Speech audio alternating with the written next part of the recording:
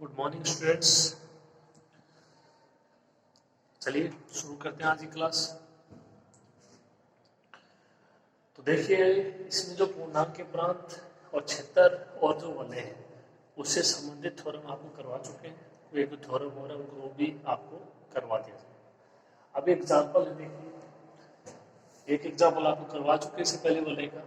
निश्चित कीजिए कि गाउसीय पूर्णांकों का समुच्चय J is equal to n plus iota n, mn belongs to Z समिश्र संख्याओं के यौगिक तथा गुणन संख्याओं के सापेक्ष एक वलय है। कि हाँ, ये पूर्णांक के क्षेत्र है, पूर्णांक के प्रांत है, क्या ये क्षेत्र है। इसमें आपसे ये तीन चीजें पूछ रहा है कि J, जहाँ पे J को क्या बोलोगे, गाउसीय पूर्णांकों का समुच्चय। अब जो J है उसमें एक अवयव दिया गया है n प्लस आइटा n, और ये किस प्रकार का अवयव है, ये एक समिश्र संख्या है। तो मतलब ये n प्लस आइटा n है, उसमें दो समिश्र अवयव बोल सकते हो J में, जहाँ पे mn बिलोंग्स टू Z। तो mn बिलोंग्स टू आपका Z है, तो ये आपके दिमाग में आना चाहिए कि इसमें अवयव होते किस प्रकार के Z में। तो माइनस इंफिनिटी से प्लस इंफिनिटी, केवल आपको अपने दिमाग में ये सोचना है कि mn का कौन कौन से मान संभव है, बस। ओके, तो n प्लस आइटा, जैसे n और n के मान आप 1 और 2 फिक्स करते हो, तो क्या जाएगा 1 प्लस 2 आइटा, J का कोई एक अवयव वो जाएगा। ठीक है, यहाँ पे J को बोलते हैं अवश्य पूर्णांकों का समुच्चय। अब कह रहा है कि एक तो प्लस योग संक्रिया और एक है गुणन संक्रिया के सापेक्ष एक वलय, यानी आपको प्रूव करना है कि J प्लस डॉट एक वलय है।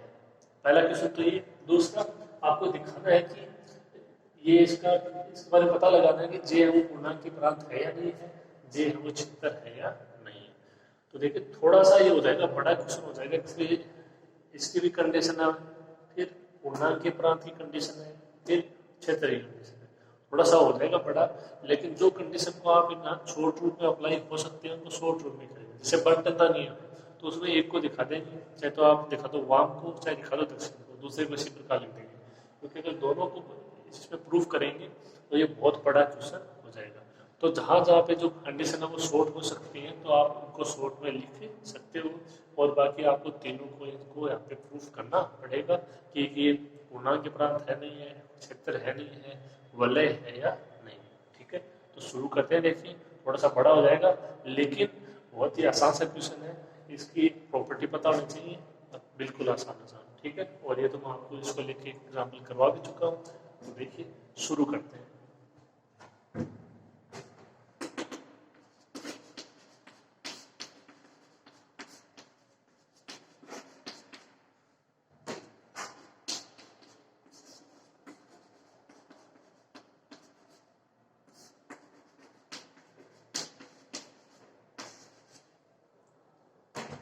दिया गया है कि J equal to n plus iota है, mn बिलोंग्स टू Z, पूर्णांकों का समुच्चय। तो देखिए, सबसे पहले दिखाते हैं J प्लस डॉट एक वलय।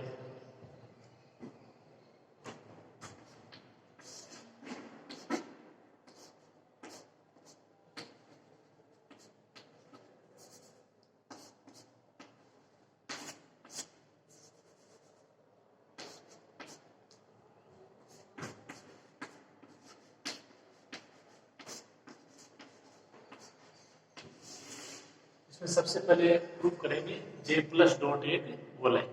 तो स्टार्टिंग से चलिए, आप इसमें प्लस और डॉट है आपकी द्विचर संक्रिया होनी चाहिए। तो दो ले लेते हैं, एक बार प्लस संक्रिया, एक बार डॉट संक्रिया, और दिखा देते हैं कि दोनों द्विचर संक्रिया है या नहीं है।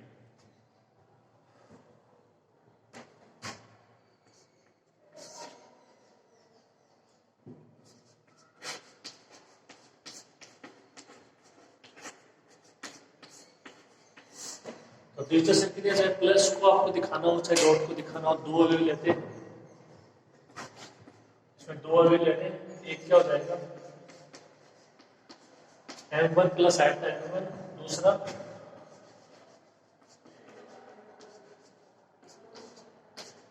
m2 plus iota m2 belongs to J। आपको पता है यदि आप प्लस संक्रिया है तो इनका जो मल्टीप्लाई है, सॉरी इनका जो योग है वो भी होना चाहिए जे में, और जो डॉट है तो मल्टीप्लाई होना चाहिए जे में। ओके,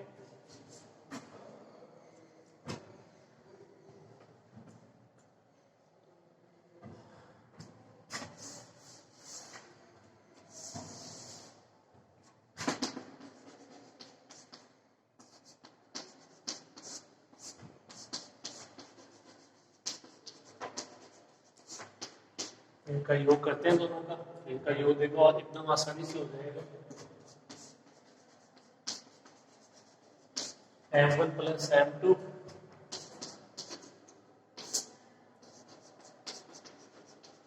और आयता कॉमन आ जाएगा तो n1 प्लस n2। ठीक है,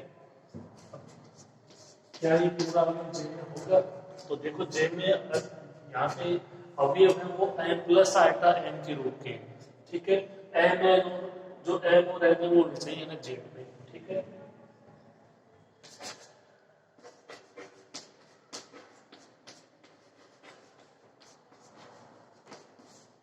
m1 n1 m2 n2 ये सारे अवयव किसके हैं? ये अवयव है जेड के। ठीक है, आप यदि जे में ये दो अवयव यहाँ पे इस प्रकार से डिफाइन करते हो, इसका मतलब n1 n1 n2 n2 ये सारे अवयव किसके हैं? ये अवयव है जेड के। ठीक है, इनका योग करते हैं, ये आ गया। अब ये इस प्रकार से है, ये पूरा अवयव और ये पूरा अवयव ये हो जाएगा इसमें है ना जेड में, तो ये पूरा अवयव हो जाएगा किसमें? जे में। तो मैं कह रहा हूँ कि ये बिलोंग्स टू जे में है, क्योंकि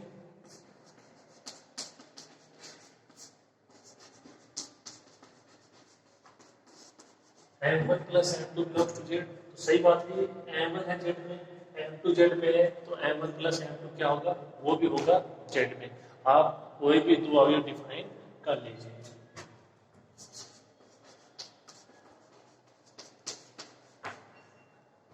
और n1 प्लस m2 क्या है? बिलोंग्स टू जेड, क्योंकि n1 n2 belongs to Z. ठीक है, तो यहाँ पे जो प्लस संक्रिया वो क्या हो जाएगी? एक दिलचस्प संक्रिया हो जाएगी, क्योंकि ये पूरा पूरा जे में और ये दोनों अवयव जेड में। बस इसी तरीके से इसकी प्रॉपर्टी दिखानी है। तो आप इसको थोड़ा सा लिखिए, थोड़ा सा रिफ्लेक्शन आ रहा है। ठीक है, सूर्य वो कभी आ रहा है कभी जा रहा है, तो इस वजह से है, तो दिक्कत नहीं होनी चाहिए। आप इसको लिख लीजिए, आगे करते हैं।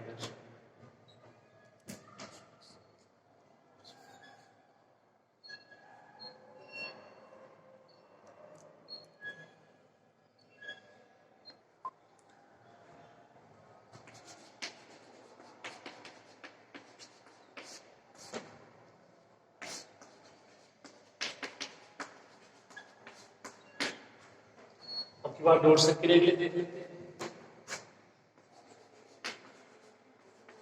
तो देखो एक तो चाहिए m प्लस आइटा n के रूप में है, यहाँ पे m और n है बिलोंग्स टू जेड, तो इसका भी यदि आप मान लिखोगे तो वो m प्लस आइटा n के रूप में ही लिखोगे। देखिए m1 m2 हो जाएगा और आइटा को आइटा से मल्टीप्लाई कराओगे, iota square minus n1 n2। ठीक है, एक बार तो ये हो जाएगा, एक बार हो जाएगा आइटा वाला। तो देखो m1 को इससे मल्टीप्लाई करोगे तो आइटा कॉमन आ जाएगा m1 n2, और जो m2 है इसको इससे मल्टीप्लाई करोगे तो आइटा कॉमन आ जाएगा m2 n1।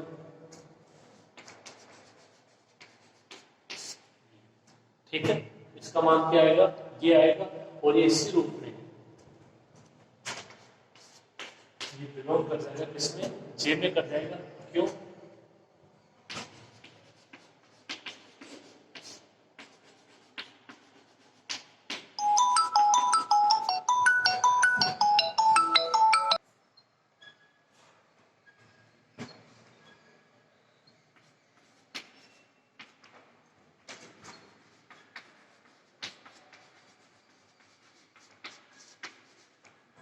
ये पूरा अवयव और ये पूरा अवयव हो जाएगा किसमें? ये बिलोंग कर जाएगा जेड में।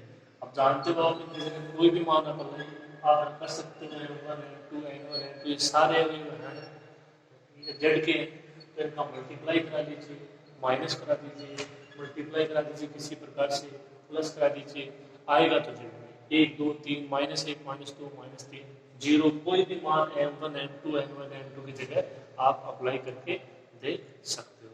ठीक है, तो यहाँ पे प्लस संक्रिया और डॉट संक्रिया है वो द्वितीय संक्रिया हो जाएगी।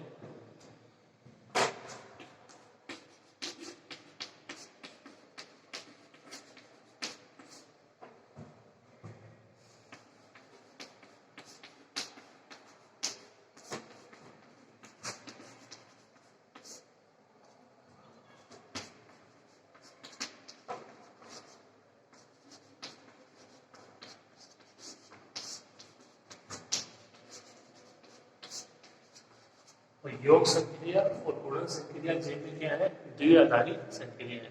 द्विचर बोल दो द्विआधारी।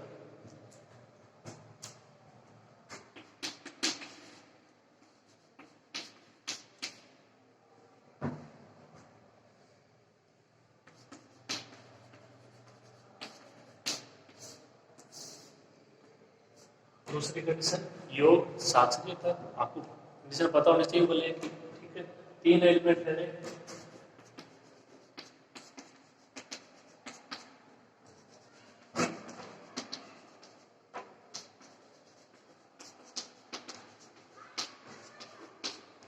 m1 plus eta m1, m2 plus eta m2 और m3 plus eta m3।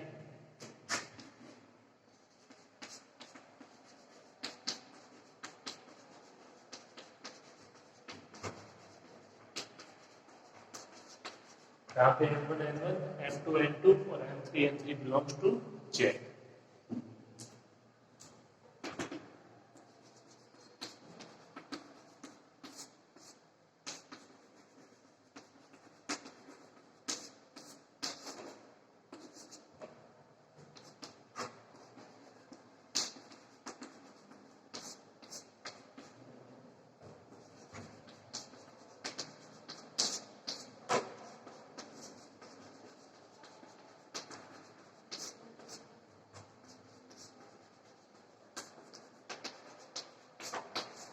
Condition आपको पता ही, ठीक है, थोड़ा सा लेंथ हो जाएगा और कुछ नहीं। a plus B plus C, A plus B plus C. Okay,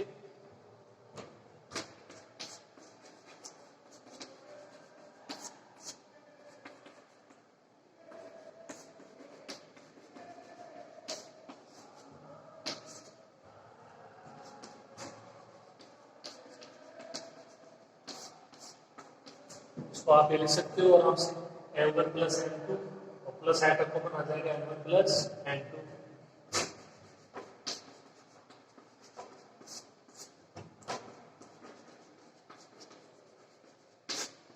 m2 plus m3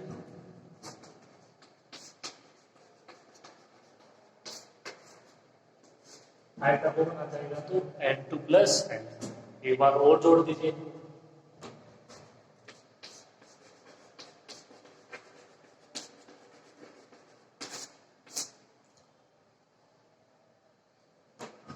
m1 plus m2 plus m3, यहाँ से आयटा कॉमन आ जाएगा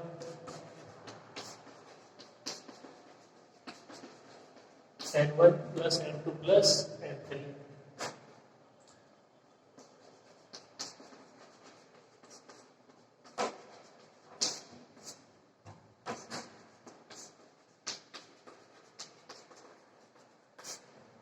m1 plus m2 plus m3 plus यहाँ से eta common n1 plus m2 plus m3। देख सकते हो आप कंडीशन, इसको आप आराम से प्रूफ कर सकते हो।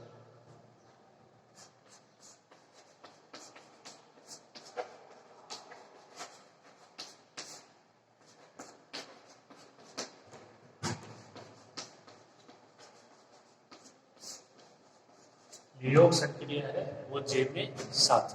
ठीक है, करिए इसको।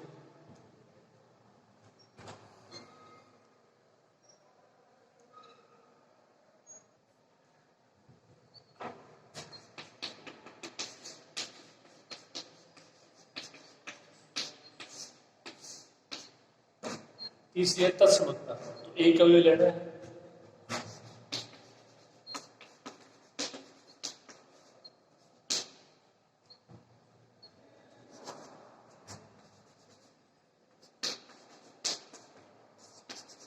m1 plus iota n1 belongs to J, m1 n1 belongs to Z।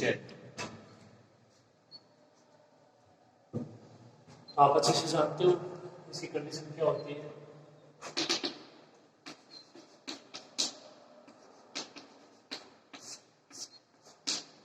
संक्रिया plus है तो m1 plus iota n1 plus, यहाँ पे आपको पता लगाना है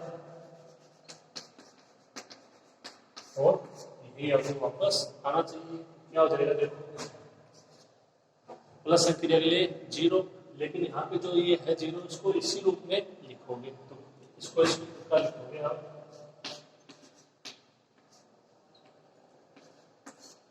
0 प्लस आइटा डॉट 0, m का मान भी 0 और ये भी 0 और आपका 0 होता है जेड में। इसका मतलब जो तस्मक अवयव है, जो तस्मक अवयव क्या होगा, ये 0 प्लस आइटा डॉट 0 और ये इसका अस्तित्व होगा किसमें, जे में। तो इसका मतलब जे में प्लस संक्रिया के लिए तत्समक अवयव का अस्तित्व होगा और वो क्या होगा 0 प्लस आइटा डॉट 0।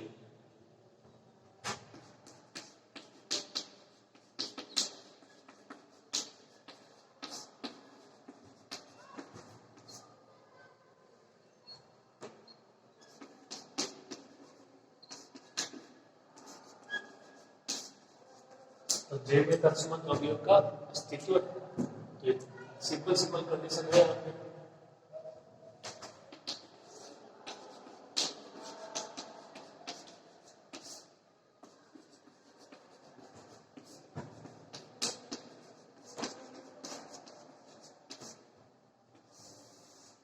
प्रतिलोम अवयव का अस्तित्व है, तो जे में से कोई भी आप अवयव ले सकते हो।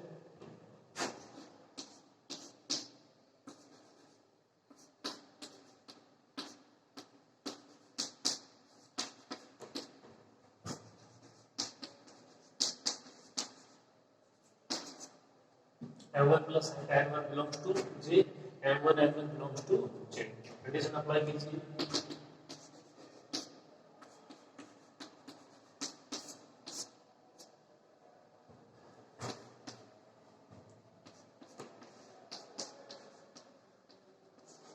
यहाँ पे बराबर में तस्मक अवयव होना चाहिए, तस्मक अवयव प्लस 0 प्लस आइटा डॉट 0, तो n1 है, यहाँ पे आपको ढूंढना है इसका प्रतिलोम अवयव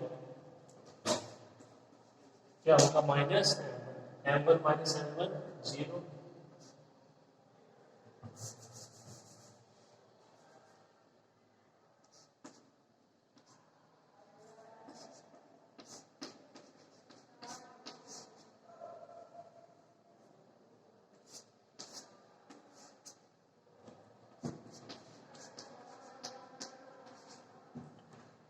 तो इसको हल करते हो m1 माइनस n1 0, ये आइटा यहाँ से जाएगा कॉमन n1 माइनस n1 0, तो m1 प्लस आइटा n1 यदि कोई अवयव आपका j का, तो उसका प्रतिलोम अवयव क्या होगा, minus n1 plus iota minus n1। अब देख लीजिए m1 यदि आपका z का अवयव है तो क्या माइनस n1 होगा z का अवयव होगा।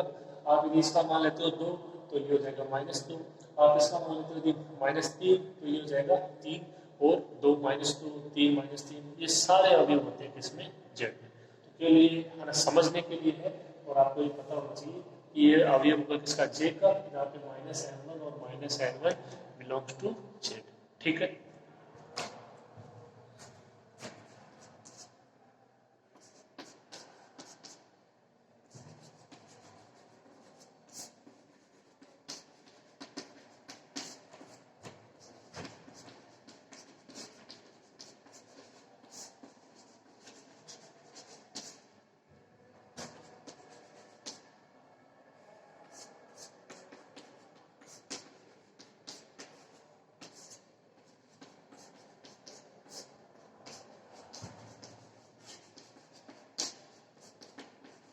तो जे के ये कोई अवयव है, इसका प्रतिलोम अवयव, और ये प्रतिलोम अवयव किसमें होगा, जे में होगा। Okay.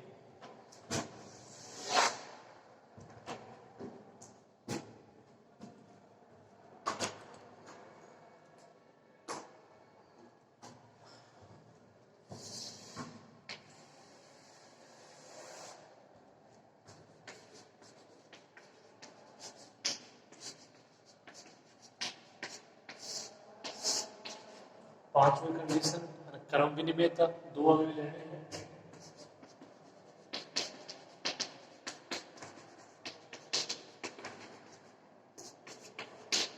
m1 plus iota n1, m2 plus iota n2 belongs to z। तो m1 n1 m2 n2 belongs to z। ये बार बार यहाँ पे आपको इसमें दिखाने की जरूरत नहीं है, आपको पता है।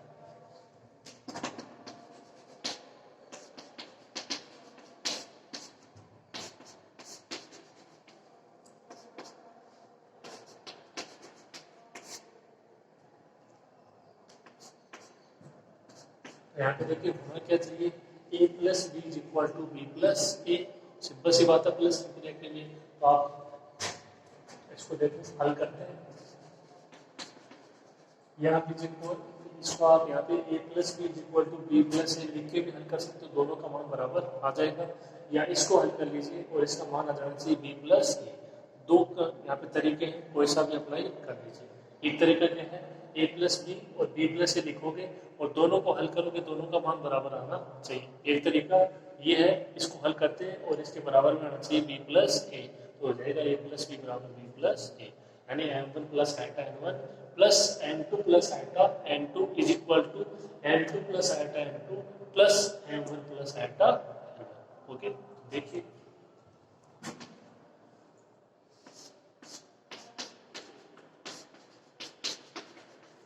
इसको क्या लिख सकते हो, m1 plus m2 iota common m1 plus m2।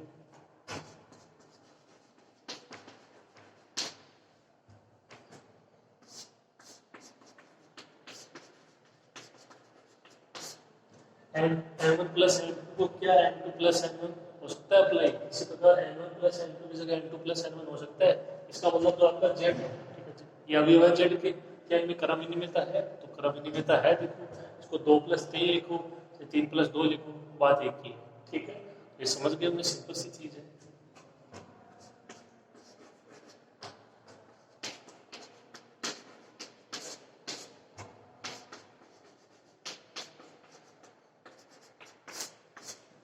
m2 plus iota m2 plus m1 plus iota m1, a plus b b plus A. जो योग संक्रिया है वो जे में क्या है, क्रम विनिमय है।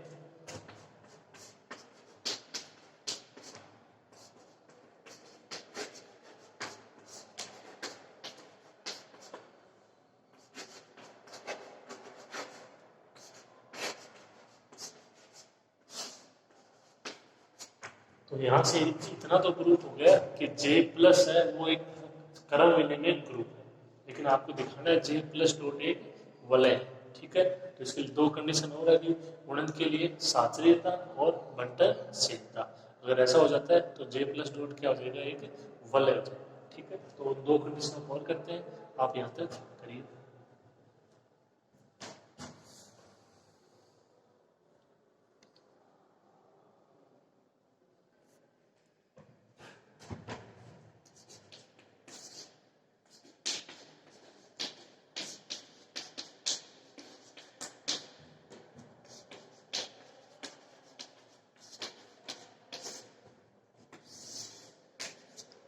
गुणन के लिए साचरीयता, तो साचरीयता में अवयव तो 3 ही है, कंडीशन चेंज हो जाएगी।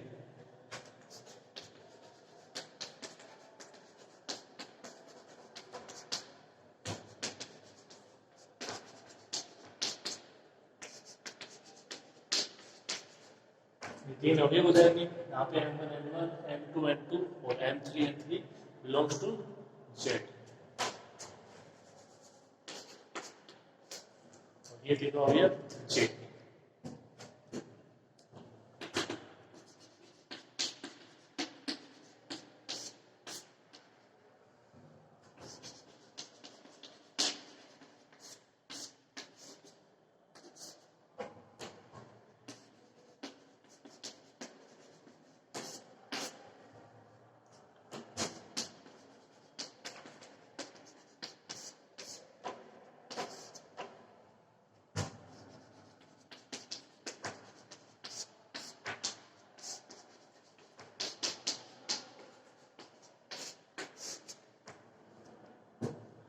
ये कंडीशन है A dot B dot C, A dot B dot C, ठीक है।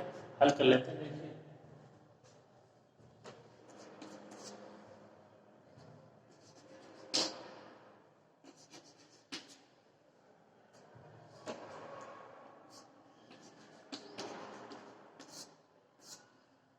तो देखिए इसको ध्यान से हल करोगे आप थोड़ा सा, m1 m2 और ये माइनस n1 n2, ठीक है।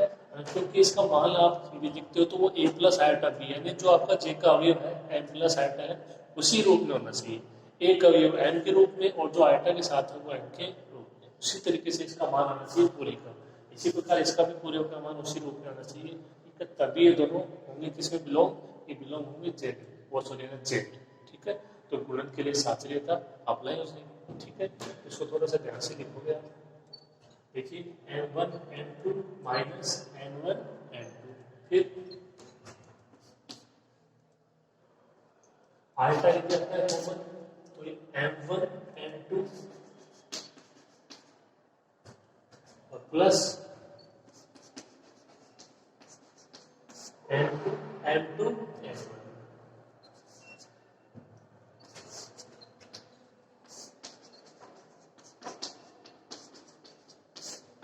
साथ में m3 plus iota m3 into में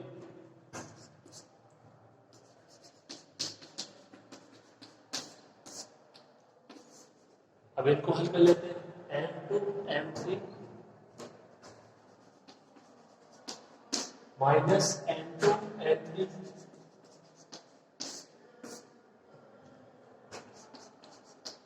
आयोटा को मिलेंगे m2 m3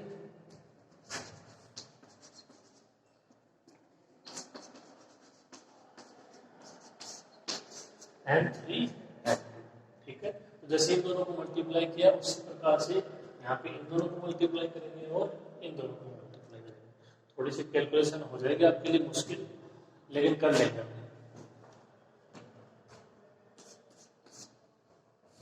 देखिए जो ये मान है इसको m3 से मल्टीप्लाई कर देंगे, ठीक है।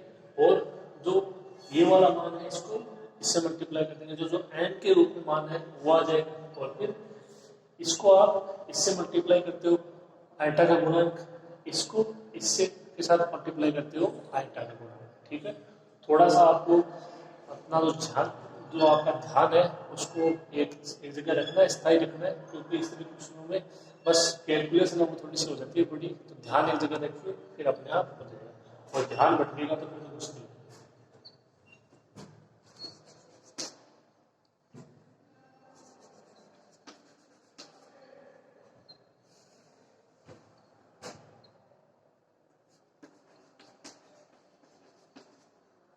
देखिए m1 m2 को m3 से मल्टीप्लाई कर दिया, m1 m2 m3 minus n1 n2 हो गया।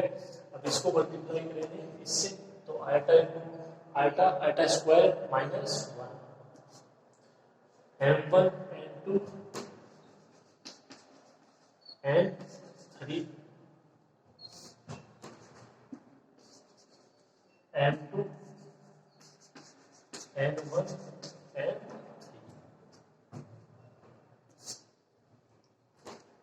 ये इसका कौन सा मान हो गया, ये इसका मान हो गया जो कि m प्लस आयटा n के रूप में मान होता है, ये m वाला मान हो गया इस LHS का, ठीक है। प्लस इसी के साथ ये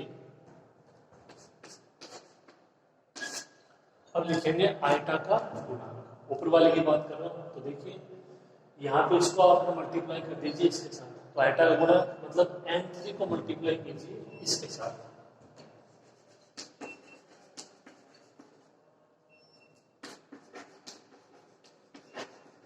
हो जाएगा, ठीक है। और इसको मल्टीप्लाई कीजिए इसके साथ, आयटा को m3 को मल्टीप्लाई कीजिए इसके साथ,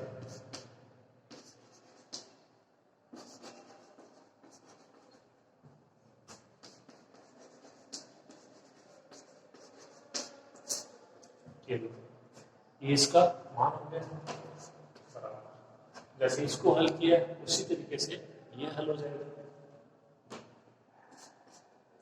तो देखिए पहले बात कर लेते हैं इसके वास्तविक भाग की, तो m1 है वो इससे मल्टीप्लाई होगा,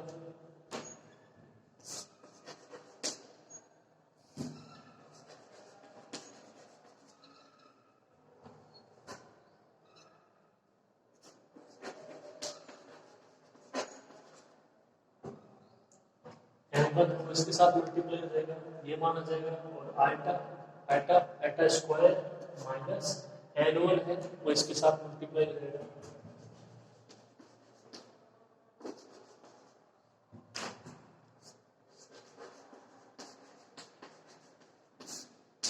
प्लस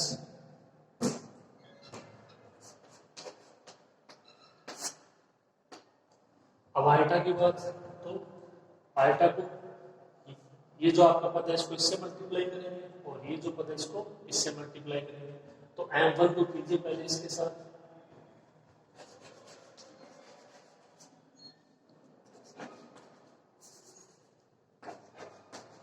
m1 m2 m3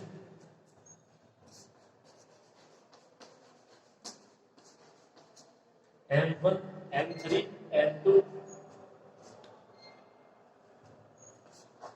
फिर n1 को करेंगे इसके साथ n2 n3 n1 minus n1 n2 n3 तो आप देख सकते हो ये आपकी LHS है और ये RHS है और दोनों अवयव है वो n प्लस आइटा n के रूप में है तो आप लिख सकते हो बिलोंग्स टू J ओके बस इतना से करना है थोड़ी सी कैलकुलेशन है वो आपके लिए हार्ड हो जाएगी लेकिन उम्मीद आप कर लोगे ठीक है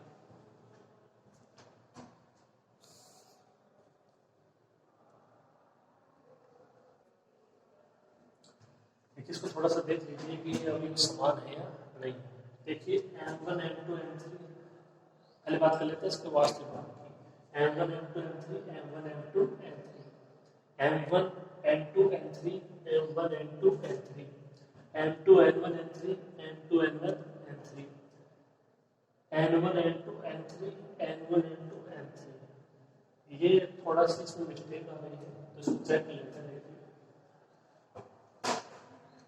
देखो m1 m2 m3 ये पहला पद फिर n1 n2 n3 तो ये आएगा n1 n2 n3 ठीक है तो इसको थोड़ा सा ठीक कर लेना अब ये बराबर हो जाएंगे n3 n1 n2 मतलब वास्तविक भाग में वो दोनों साइड के बराबर है काल्पनिक भाग को देख लेते हैं m1 m2 m3 m1 m2 m3 ये माइनस का n1 n2 n3 माइनस का n1 n2 n3 ये प्लस का m1 m3 n2 m1 m3 n2 और ये प्लस का m2 m3 n1 m2 m3 n1 तो दोनों साइड के अवयव आपके बराबर भी हैं और ये जो आपका j का अवयव है उसी रूप के हैं m प्लस आइटा है और आपके m1 n1 m2 n2 m3 n3 ये सारे अवयव हैं z के अंदर किसी भी तरीके से मल्टीप्लाई कराओ ये पूरा अवयव आएगा किसमें ये अवयव आएगा z में ये भी पूरा अवयव z में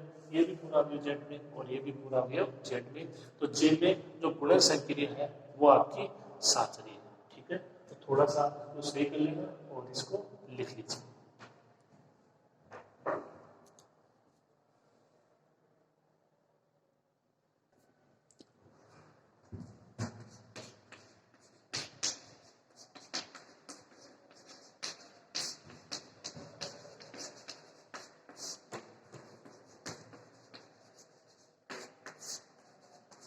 जे में गुणन संक्रिया 7 रही है ठीक है लास्ट कंडीशन बंटनशीलता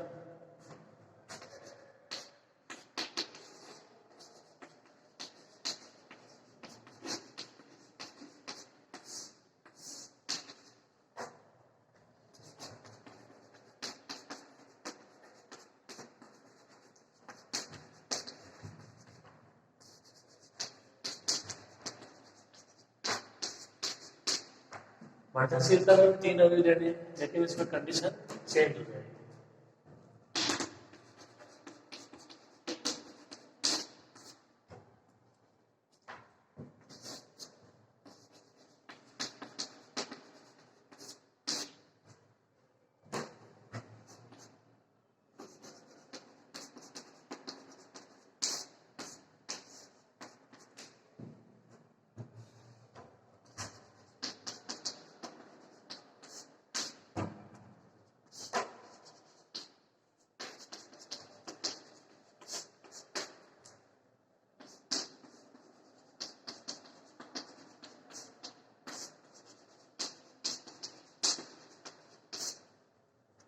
ये कंडीशन दी आपकी A dot B plus C is equal to A dot B plus A dot C. Okay,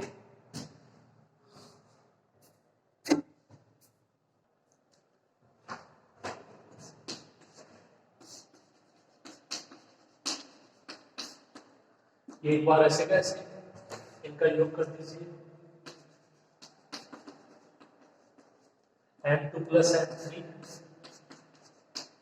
plus iota into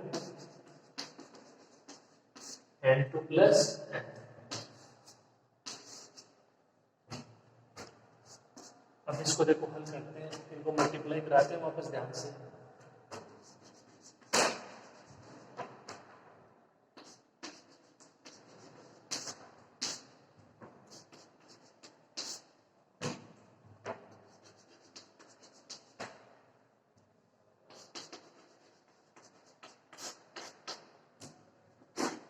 ये आएगा m1 m2 minus n1 n2 plus आएगा m1 n2 m2 n1। इसी प्रकार से इसका हो जाएगा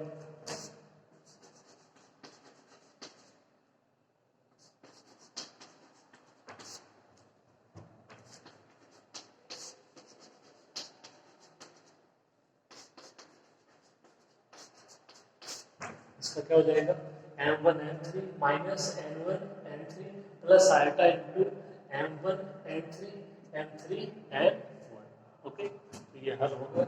इसको और देखिए, अब इसको इससे मल्टीप्लाई करेंगे, फिर प्लस इसको इससे मल्टीप्लाई करेंगे।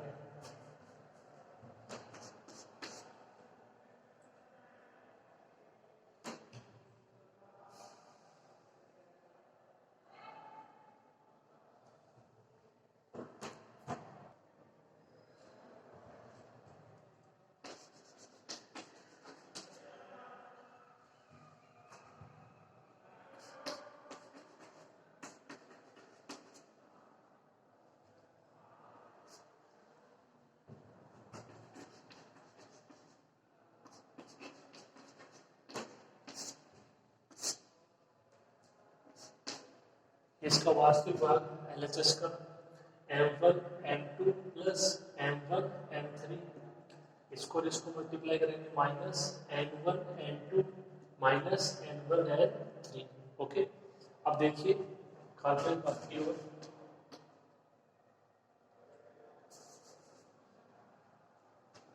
इसके बाद ध्यान देते हैं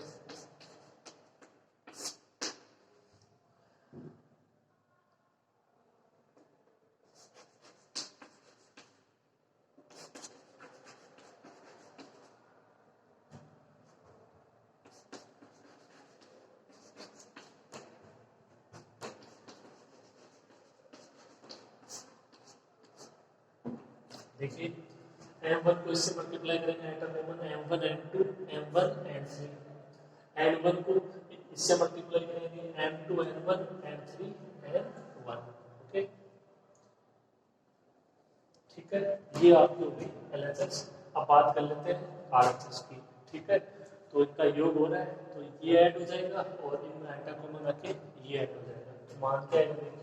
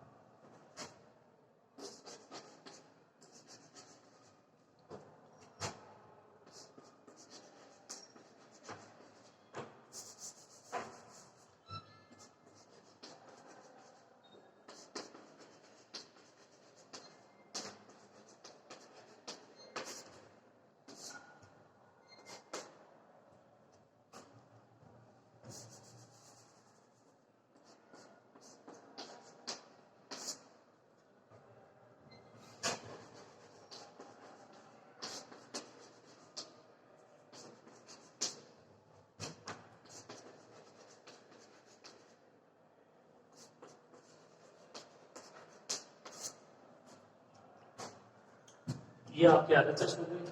और ठीक से लिखोगे इसको m1 m2 minus n1 n2 plus m1 n3 minus n1 n3 plus iota into m1 n2 plus n2 n1 plus m1 n3 plus n3 n1। ठीक है, तो ये देखिए आपका इधर वाला मान है, ये हल हो चुका है, n प्लस आयतन के रूप में आ चुका है, ये कंप्लीट, ये भी मान आ चुका है। तो इनको देख लीजिए एक बार, m1 m2 plus m1 m3 minus m1 m2 minus m1 m3 same है दोनों, m1 m2 m1 m2 m1 m3 m1 m3 m2 n1 m2 n1 m3 n1 m3 n1, ये दोनों तरफ के अवयव समान है, m प्लस आयटा n के रूप में है, इसका मतलब J में और एक कौन सी बंटनशीलता है, दक्षिण बंटनशीलता सत्य है, लागू है। ठीक है, तो आप कहिए यहाँ तक।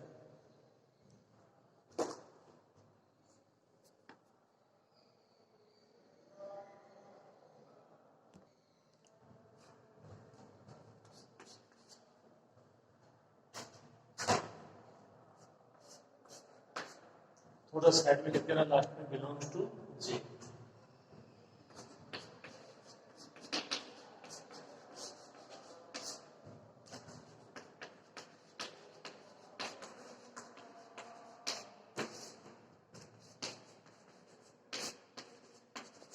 J में दक्षिण बंटनशीलता सत्य है।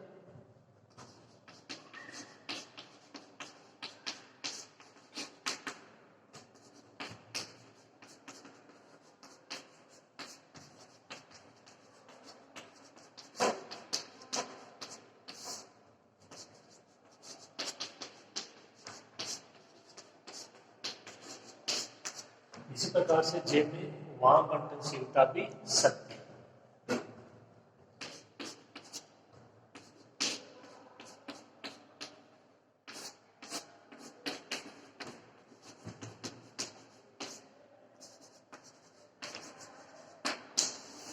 J प्लस डॉट एक वलय, ठीक है, ये यहाँ पे एक पार्ट इसका प्रूफ होता है, पूर्णांक के प्रांत और जो रहेगा क्षेत्र उसको और करते हैं। ठीक है, तो देखिए जो आपकी वलय इसके साथ कंडीशन थी, पहले थी द्विचर संक्रिया, योग संक्रिया और गुणन संक्रिया, दूसरी योग के लिए साचर्यता, तीसरा तस्मक अवयव का अस्तित्व है योग संक्रिया के लिए, फिर प्रतिलोम अवयव का अस्तित्व है योग संक्रिया के लिए, फिर क्रमनिमेयता योग संक्रिया के लिए, फिर गुणन संक्रिया के लिए साचर्यता, और फिर लास्ट बंटनशील। ठीक है, तो एक को आप दिखा देना और फिर एक को ऐसे कैसे लिख देना, तो ये वलय की सारी कंडीशन प्रूफ होती है। इसका मतलब J है वो प्लस और डॉट के लिए क्या है, वलय। तो कंडीशन वही है, देखो अपन ने कुछ इसमें चेंज नहीं किया है, बस जो मान दिया हुआ था उनको कंडीशन में अप्लाई किया, चाहे वो बंटनशीलता हो, गुणन के लिए साचर्यता हो, वो थोड़ी सी आपके लेंथी हो गई उनकी कैलकुलेशन। ठीक है, तो आपके लिए क्वेश्चन अच्छे समझ में आया होगा, आप इसको पूरा कर लेना, 2 पार्ट रह गए, अगर आप कर सको तो आप करने की कोशिश करना, नहीं तो उनको नेक्स्ट करवा, जो आपकी नेक्स्ट क्लास होगी उसमें करवा देंगे। ओके, आज के लिए इतना ही, फिर मिलते हैं अगली क्लास में।